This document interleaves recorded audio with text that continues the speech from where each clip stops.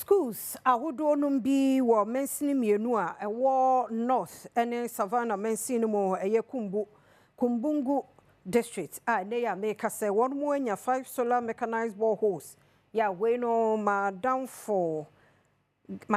Ghana Foundation eye adwumaku ansha banse no won na akwakoye won madoye benfie aduonu ni na sa ne manhu ode ma won pa so ne won mo anya bi.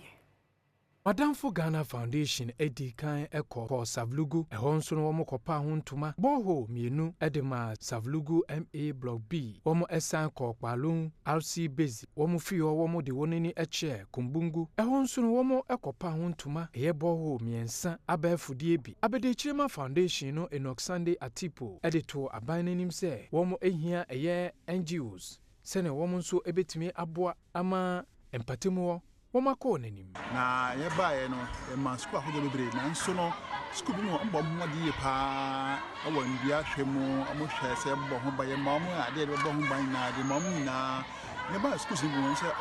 mbo mo de ma hwe nso ni ha de bo mo nanti kwantintin akope nso ade be wota ndua no ma ndua nyini kama a hye nkran nti no yeso ye hwe no de nso abapie mo so se amonje na amofambua ndua no se ndua no betime nyi na etinya mfumo power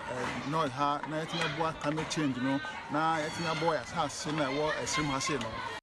onipa ono ene gine mu ma Ghana Education Service GES ewo Kumbungu district a okasama teacherfo ene esukufo ewo eda Madamfo Ghana Foundation asipa wo mo a wode aye o masese wo mu benya nsuo pa anom. Thanking Honorable Hadi for bringing Madamfo Ghana to our schools and also urge other stakeholders to emulate this gesture. Education is a shared responsibility. All of us are involved. And every contribution, no matter how small, propels us forward. And so